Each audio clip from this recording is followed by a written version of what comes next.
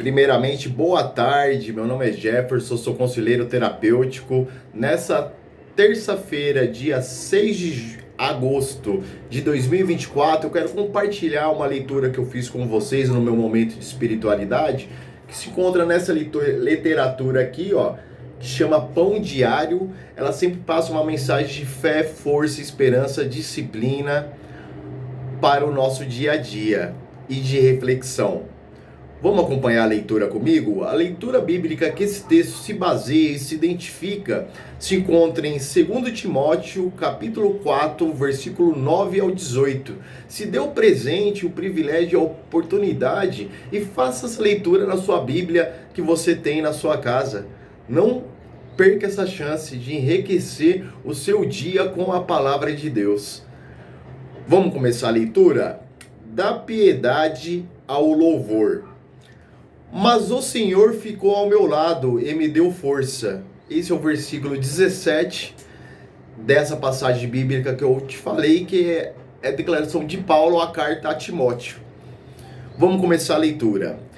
As crianças procuravam animadamente e com gratidão suas cores favoritas e tamanhos adequados numa campanha de agasalhos. Um dos organizadores disse que elas também ganharam em autoestima com os agasalhos, que aumentavam a sua aceitação pelos colegas e a frequência nos dias de inverno. Você vê que pequenas coisas que a gente muitas vezes não tem gratidão para outras pessoas fazem diferença total para mudar a autoestima dessa pessoa. Vamos continuar a leitura? Paulo também precisava de um agasalho quando escreveu a Timóteo. Não se esqueça de trazer a capa que deixei com Carpo, em Troade. 2 Timóteo, capítulo 4, versículo 13, dessa leitura que eu te passei. Na fria prisão romana, o apóstolo precisava de calor e de companhia. Fui levado perante o juiz e ninguém me acompanhou. Todos me abandonaram. Lamentou ao enfrentar o juiz romano. Esse é o versículo 16 que Paulo escreveu nessa carta a Timóteo, que todos tinham abandonado ele. Então a gente vê a piedade, a tristeza, a angústia de um homem. Suas palavras tocam o nosso coração com a honestidade da dor desse grande missionário. Mesmo assim, ele teve a honestidade de mostrar a tristeza, a carência, a fraqueza, a decepção que ele estava passando naquele momento, que todos, exceto Deus, tinham abandonado. A gente vai ver que ele continua, ele vai dar piedade ao louvor, ao agradecimento ao Deus, mesmo passando numa circunstância tão difícil que ele vivia no momento. A gente muitas vezes em momentos de aflição, a gente se apega a Deus, recorre a Deus, mas muitas vezes só nesse momento. E muitas vezes, se a gente não é tirado daquela aflição, daquela circunstância, a gente já renega ele, já esquece, já muitas vezes fala: Deus não me olha, Deus não existe, Deus não se importa comigo, ao invés de esperar confiantemente nele. Esse é o grande segredo de vários milagres para acontecer na minha e na sua vida. É a gente não saber, a gente aprender a esperar, e não só a esperar, mas esperar confiantemente, como Davi esperou, e ele fala no Salmo 40, principalmente no versículo 1 e 2. Vamos continuar a leitura. Suas palavras tocam o nosso coração com a honestidade da dor desse grande missionário, que era Paulo. No entanto, nas palavras finais da última carta registrada de Paulo, em seus pensamentos, após o ministério espantoso, ele passa da piedade ao louvor. Mas o Senhor permaneceu ao meu lado. Paulo declara e acrescenta no versículo 17. Que coisa linda. Mas o Senhor permaneceu ao meu lado. E as palavras dele animam o nosso coração. As palavras de Paulo animam o nosso coração.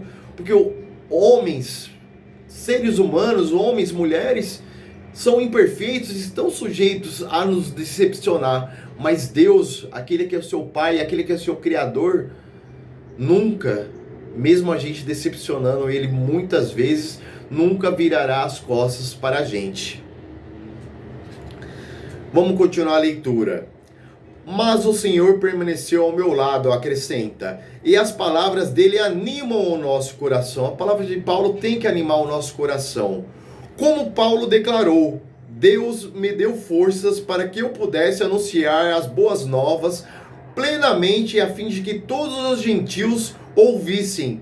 Ele me livrou da boca do leão. Ele fez a vontade de Deus, pregando aos gentios, que naquela época só os judeus era considerado o povo escolhido de Deus, e por causa de homens como Paulo, homens tementes a Deus, homens fiéis a Deus, que eu e você pode estar se reconfortando, se refugiando na palavra de Deus, que é a Bíblia.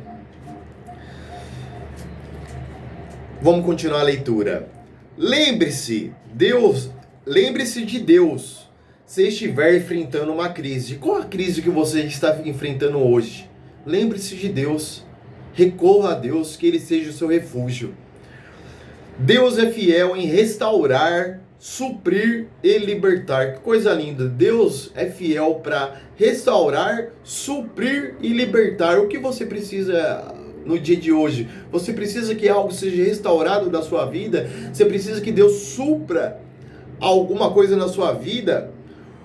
Ou você precisa ser liberto de algo na sua vida hoje? Ou dos três juntos? Recorra a Deus do jeito que você entende, compreende e aceita.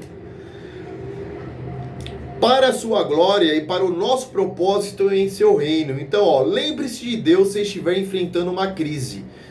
Deus é fiel em restaurar, suprir e libertar. Para a sua glória e para o nosso propósito em seu reino. E agora faça essa pergunta para você mesmo no dia de hoje. Em que área da sua vida você precisa da força de Deus? Em que área da sua vida você precisa da força de Deus? Você pede humildemente nessa área que Deus te capacite, te oriente, revigore suas forças, suas energias, o seu ânimo, o seu propósito. Você pede ajuda de Deus toda manhã, e no fim da noite agradecer por mais um dia, mesmo se não tiver ainda alcançado o seu objetivo, mas saber que Ele está cuidando da situação. E faça essa outra pergunta para você mesmo. A sua perspectiva muda ao louvá-lo? A sua perspectiva muda ao louvá-lo quando você recorre a Ele em oração, quando você agradece a Ele, quando você deposita a sua confiança e esperança nele? Se ela ainda não muda, veja onde você pode melhorar o seu contato íntimo e consciente com Deus. Melhore o seu contato íntimo e consciente com Deus da maneira que você entende, compreende e aceita. E declare a Ele agora: Deus, quando as circunstâncias nos dominarem, permanece conosco e concede-nos tua força para vencermos.